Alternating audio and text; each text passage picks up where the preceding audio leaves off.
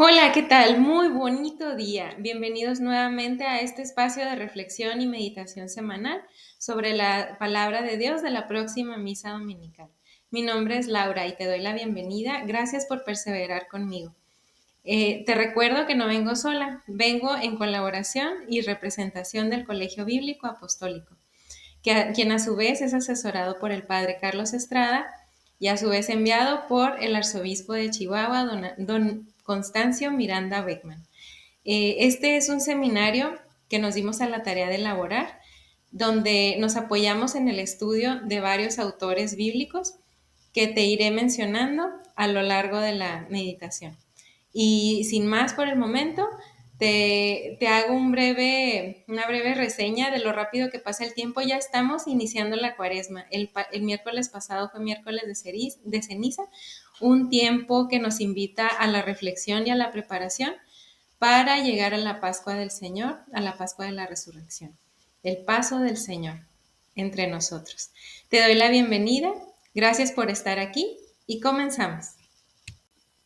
Y como todo estudio, llevamos un orden y un esquema. A continuación te lo presento. Este es el programa que seguimos para elaborar el seminario. Esta semana, de acuerdo al mensaje del Evangelio, este es la principal frase que lo sintetiza. El Espíritu llevó a Jesús al desierto, ahí lo tentó el demonio. Primero, nos damos a la tarea de revisar lo que nos dicen los autores respecto a la primera lectura y a continuación el Evangelio. ¿Por qué lo hacemos en este orden? Por la estrecha relación que guardan uno y otro en su mensaje. A continuación, la segunda lectura, procedemos a revisar lo que nos dice el Salmo. Luego, dos mensajes muy especiales para cerrar nuestra meditación y reflexión. Es un mensaje de la Santísima Virgen María a sus hijos predilectos, los sacerdotes, y una virtud que va acorde al mensaje que nos propone la palabra de Dios esta semana, que se toma de las virtudes y los vicios de Concepción Cabrera. Pero primero lo más importante, comencemos invocando al Espíritu Santo. En el nombre del Padre, del Hijo y del Espíritu Santo. Amén. Ven, Espíritu Santo, cólmanos con los dones del conocimiento y la sabiduría. Fortalécenos, te lo pedimos, con la gracia celestial, para que podamos grabar en nuestra mente, atesorar en nuestro corazón y practicar en nuestras obras todas las enseñanzas de tu santo libro que nos conducen a la salvación. Amén. Y aquí te voy a pedir que si lo quieres, ponle pausa al video para que vayas a tu Biblia y separes los pasajes que vamos a revisar. En esta ocasión vamos a comenzar rezando por el libro del Deuteronomio. Y como ya les había comentado antes, comenzamos nuestra invocación con aquella frase que le respondió Samuel al Señor cuando lo despertó por la noche. Y a recomendación del sacerdote Elí, le dijo: habla, Señor, que tu siervo escucha. Primera lectura, tomada del libro del Deuteronomio, capítulo 26, versículos 4 al 10. El sacerdote tomará la canasta que tú le entregues, la depositará ante el altar y tú pronunciarás estas palabras en presencia del Señor tu Dios. Mi padre era un arameo errante que bajó a Egipto y se refugió allí con unos pocos hombres, pero luego se convirtió en una nación grande, fuerte y numerosa. Los egipcios nos maltrataron, nos oprimieron y nos impusieron una dura servidumbre. Entonces pedimos auxilio al Señor, el Dios de nuestros padres, y Él escuchó nuestra voz. Él vio nuestra miseria, nuestro cansancio y nuestra opresión, y nos hizo salir de Egipto con el poder de su mano y la fuerza de su brazo, en medio de un gran terror, de signos y prodigios. Él nos trajo a este lugar y nos dio esta tierra que emana leche y miel. Por eso ofrezco ahora las primicias de los frutos del suelo que tú, Señor, me diste. Tú depositarás las primicias ante el Señor tu Dios y te postrarás delante de Él. Esta es palabra de Dios. Te alabamos, Señor. Y a continuación vamos a ver qué nos dice el Evangelio, tomado de Lucas capítulo 4, versículo 1 al 13. Las tentaciones de Jesús en el desierto. Por la señal de la Santa Cruz de nuestros enemigos, líbranos, Señor, Dios nuestro. Jesús, lleno del Espíritu Santo, regresó de las orillas del Jordán y fue conducido por el Espíritu al desierto, donde fue puesto a prueba por el diablo durante 40 días. No comió nada durante esos días y al cabo de ellos tuvo hambre. El diablo le dijo entonces: Si tú eres hijo de Dios, manda a esta piedra que se convierta en pan.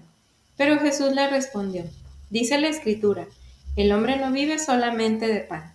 Luego el diablo lo llevó a un lugar más alto, le mostró en un instante todos los reinos de la tierra y le dijo: Te daré todo este poder y el esplendor de estos reinos, porque me han sido entregados y yo los doy a quien quiero. Si tú te postras delante de mí, todo esto te pertenecerá. Pero Jesús le respondió: Está escrito, adorarás al Señor tu Dios y a Él solo rendirás culto. Después el diablo lo condujo a Jerusalén, lo puso en la parte más alta del templo y le dijo: Si tú eres hijo de Dios, tírate de aquí abajo, porque está escrito, Él dará órdenes a sus ángeles para que ellos te cuiden, y también ellos te llevarán en sus manos para que tu pie no tropiece con ninguna piedra. Pero Jesús le respondió: Está escrito, no tentarás al Señor tu Dios. Una vez agotadas todas las formas de tentación, el diablo se alejó de él hasta el momento oportuno. Esta es palabra de Dios. Honor y gloria a ti, Señor Jesús. Y ahora pasamos a la segunda lectura, tomada de la carta a los Romanos, capítulo 10, versículo 8 al 13. ¿Pero qué es lo que dice la justicia? La palabra está cerca de ti, en tu boca y en tu corazón, es decir, la palabra de la fe que nosotros predicamos. Porque si confiesas con tu boca que Jesús es el Señor y crees en tu corazón que Dios lo resucitó de entre los muertos, serás salvado. Con el corazón se cree para alcanzar la justicia y con la boca se confiesa para obtener la salvación. Así lo afirma la Escritura: el que cree en Él no quedará confundido, porque no hay distinción entre judíos y los que no lo son.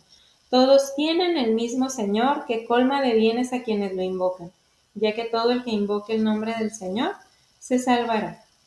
Palabra de Dios, te alabamos, Señor. Y ahora pasamos a revisar el Salmo 90. Tú eres mi Dios, y en ti confío.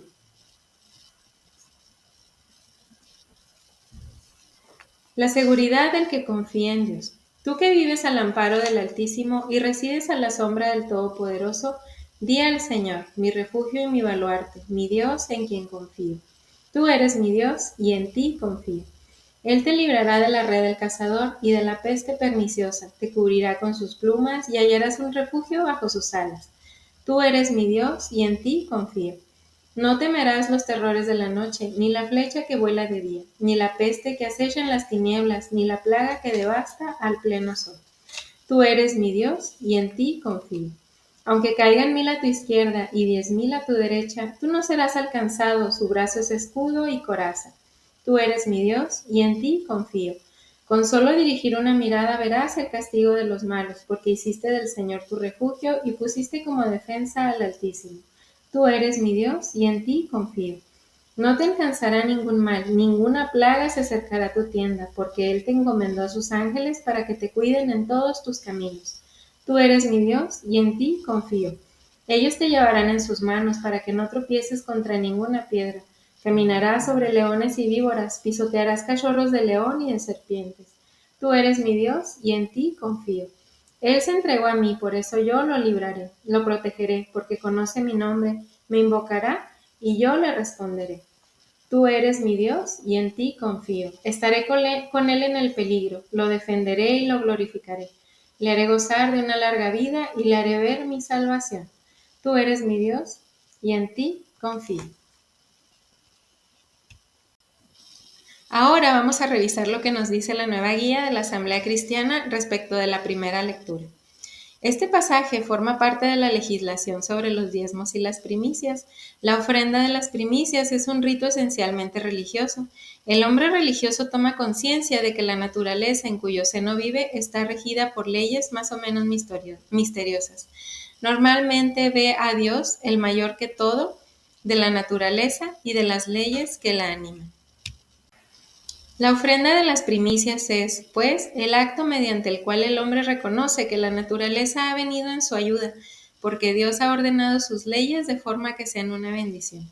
El hombre moderno no vive su vinculación a la naturaleza como una relación con algo más grande que él, por el contrario, lo ve como una relación de la que él es el elemento más importante, o sea, somos egocéntricos.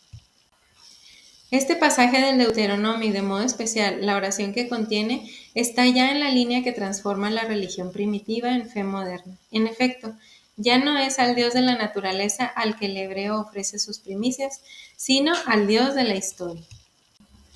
Y ahora veamos qué nos dice el comentario bíblico de San Jerónimo respecto de la primera lectura.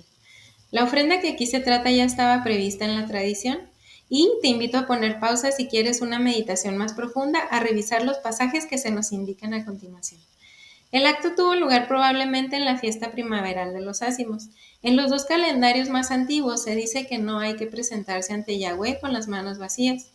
El calendario prevé la ofrenda de la primera gavilla en esta fiesta. Esta historificación de lo que fue originalmente una fiesta cananea de primavera, al comienzo de la siega de la cebada, arranca de los primeros días del asentamiento en Canaán.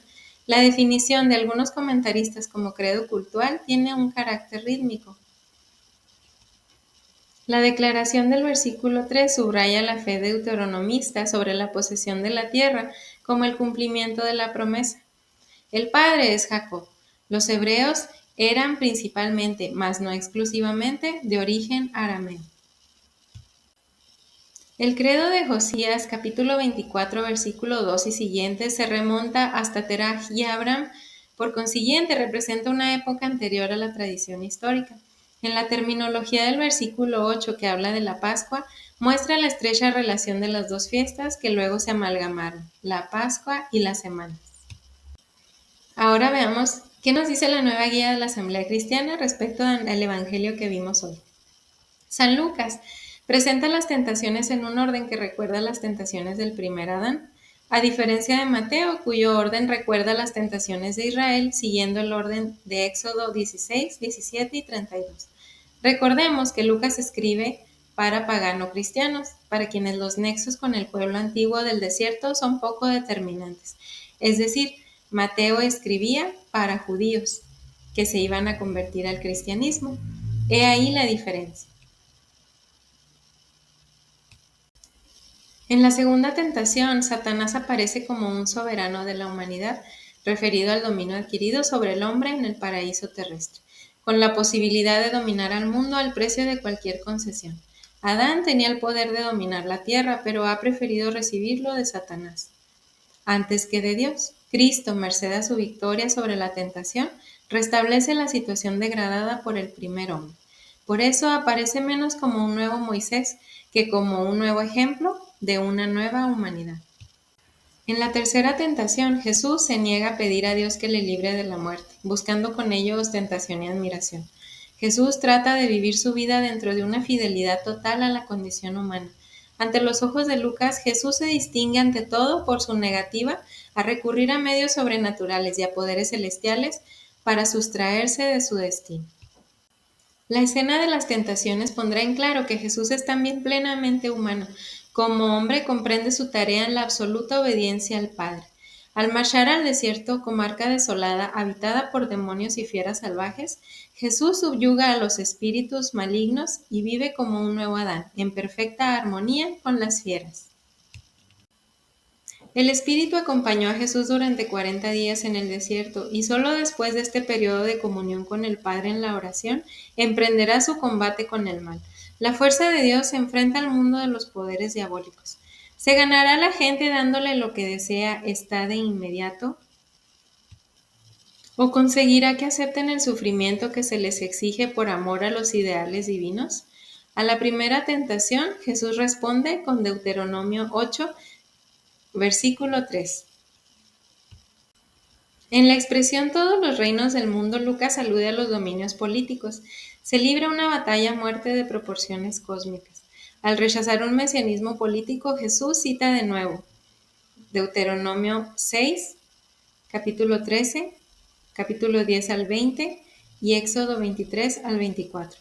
Y rechaza la proposición de convertirse en centro de la admiración y maravilla, a pesar de que es la clase de Mesías que muchos quisieran. Jesús rechazó las tentaciones de un mesianismo distinto del que se le había fijado por voluntad de su Padre. La razón de que San Lucas invierta el orden de la segunda y tercera tentación de San Mateo obedece sin duda a su deseo de terminar con la que se sitúa en Jerusalén. Tal es el movimiento de su evangelio, cuyo fin lo reduce todo a Jerusalén. Puede sumarse una razón catequética, colocar en la cúspide de la redacción la tentación más fuerte para los destinatarios de su evangelio, que eran cristianos de Asia Menor, solicitados por religiones mistéricas espectaculares. Los discípulos de Jesús siempre, a lo largo de todos los siglos, sentirán la tentación de reducir a fines utilitarios, simplemente humanos el mesianismo de su maestro, a reducir los valores religiosos al nivel de las realizaciones terrestres y prácticas. Y finalizamos del comentario al Evangelio según San Lucas para pasar a lo que nos dice la nueva guía de la Asamblea Cristiana respecto a la segunda lectura. Pablo se felicita de ver una institución en la que ya no hay ni judío ni griego y precisa que todo es cuestión de fe o de incredulidad. Pasando al análisis del comportamiento de esa fe, Pablo se apoya sobre una cita mixta de Deuteronomio capítulo 9, versículo 4 y capítulo 30, versículo 12 al 13, que distinguen la boca y el corazón para afirmar de una adhesión cordial a esa palabra y finalmente de una confesión pública de esa adhesión. Se requiere, por tanto, la doble acción del corazón y de los labios. La primera, para ofrecerse a la iniciativa de Dios, que resucita a los muertos. La segunda, para diferenciarse del judío y del pagano mediante la profesión, Jesús es Señor. Y para situarse sin sentirse avergonzado frente al mundo, con el fin de ser reconocido por Dios en el juicio final. Y en esta ocasión especial vamos a revisar un comentario bíblico bellísimo tomado de San Agustín de Hipona.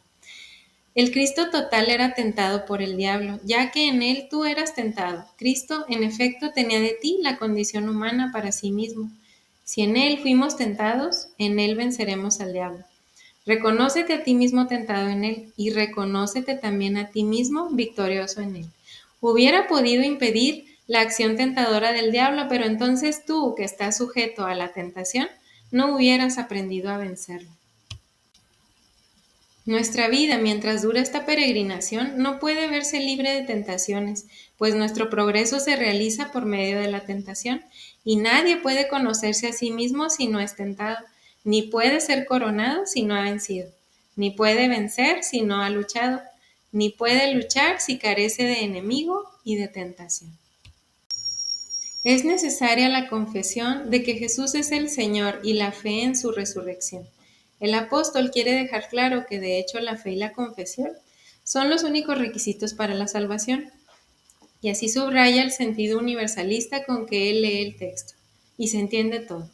La diferencia entre judíos y gentiles carece ahora de importancia frente a lo esencial que es el logro de la salvación. Los cristianos invocan y honran a Cristo como al mismo Dios. Se puede orar a Jesucristo como a Dios y Él escuchará al orante. Ahora veamos el comentario bíblico de San Jerónimo respecto a la segunda lectura. En esta perícopa, Pablo enseña que el nuevo modo de alcanzar la justicia a todos es accesible y fácil, como lo demuestra la Escritura, citado también en Gálatas capítulo 3, versículo 12. Promete la vida a los hombres que se esfuerzan por lograr la justicia legal. La observancia práctica de las prescripciones de la Torá era condición necesaria para la vida que se prometía. En la cita va implícita la dificultad de esa condición. En contraste con esa exigencia, el nuevo modo de lograr la justicia no exige del hombre nada que revista semejante dificultad. Para ilustrar esta idea, Pablo alude a las palabras de Moisés en la Torá. Lo mismo que Moisés trataba de convencer a los israelitas de que la observancia de la ley no era y no exigía escalar las mayores alturas o descender a lo más profundo. También Pablo juega con las palabras de Moisés, aplicándolas en sentido acomodático al mismo Cristo. Las alturas han sido escaladas y las profundidades sondeadas, pues Cristo ha venido al mundo de los hombres y ha sido resucitado de entre los muertos. Al hombre solo se le pide que acepte en la fe lo que ya ha sido hecho en beneficio suyo y que se identifique con Cristo, que es la salvación y la justicia del hombre. Ahora veamos el comentario del Salterio de Monseñor Straubinger respecto al Salmo 90. Tú eres mi Dios y en ti confío. Es este salmo el himno triunfal de la confianza en Dios. Su mensaje es la protección que Dios otorga a los que tienen puesta en Él su esperanza. La Iglesia lo pone en las completas del domingo. La enseñanza sobre esa lealtad de Dios indefectible y protectora es aplicable también a la verdad de Dios, la cual nos defiende como a un escudo tanto de nosotros mismos cuanto de Satanás y del mundo contra las seducciones del error. Lo que Dios nos ofrece aquí es, como vemos, un verdadero privilegio, de esos que Él se complace en prodigar a sus amigos íntimos, sin que nadie pueda pedirle cuenta de sus preferencias. Toma la palabra el mismo Dios para confirmar cómo el versículo 9, que la confianza en Él y su conocimiento, del cual proviene esa confianza, es lo que nos asegura estos privilegios. Notemos que confianza en Dios es conocer sus pensamientos, no solo su existencia. Para lo primero, Él nos da su palabra, donde nos muestra su corazón, su espíritu, su voluntad, su amor, sus hechos, sus promesas. Para lo segundo, basta la naturaleza. Ahora veamos el mensaje que nos da la Santísima Virgen María a través de sus hijos predilectos, sus sacerdotes. Caminad por la senda de la penitencia y la mortificación. Os pido el ayuno corporal como medio para mortificar vuestros sentidos, para reparar el difundido engaño con que hoy son seducidos tantos hijos míos, empujados a buscar su felicidad solo en la plena satisfacción de los placeres sensibles y temporales. Con vuestro ejemplo debéis enseñar que no solo de pan vive el hombre, sino de toda palabra que sale de la boca de Dios. Virtud que debemos pedir, fidelidad. La fidelidad es fruto del dominio propio y la da el Espíritu Santo. Es la prueba del divino amor. El alma que la posee, posee el cielo. Su vida está concretada en solo Dios y esta alma es fiel porque ama. Es fiel en las contradicciones, en las penitencias, en los dolores, en los desamparos, en los abandonos, en las tempestades y en las luchas solo porque ama. El Espíritu Santo se goza en el alma fiel y la regala con sus gracias y la adorna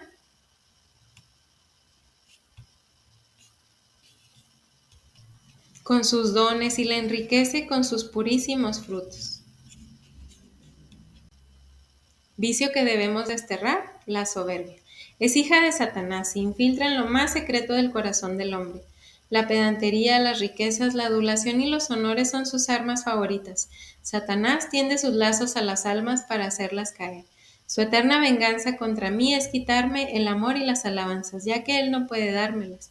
El dolor viene a destruir a la soberbia. La cruz y solo la cruz con su acción divina aleja a Satanás y destruye sus maquinaciones. Y es así como una vez más hemos llegado al final de esta meditación semanal. Te agradezco por haber llegado hasta aquí. Te invito a que sigas perseverando conmigo. Te recuerdo que uno de los carismas que nos inspiran para nuestro trabajo en el Colegio Bíblico Apostólico es aquella máxima de San Agustín: orar para entender, entender para vivir y vivir para llevar a Cristo a los demás. Y yo hago esto porque Dios ha renovado mi vida y ha respondido cada una de mis preguntas a través de su palabra. Así que tú, ¿qué esperas? Te lo voy a decir de esta forma: haz la prueba y verás qué bueno es el Señor. Bienvenidos. Muchas gracias por haber llegado hasta aquí. ¿Ya estás listo para que te aproveche mejor la palabra de Dios en esta próxima misa dominical? Y te invito a compartir este video con aquellas personas con las que crees que también pueden verse muy enriquecidas en su vida. Compártelo, dale like para que Jesús sea amado por todos los corazones. Gracias y hasta la siguiente semana.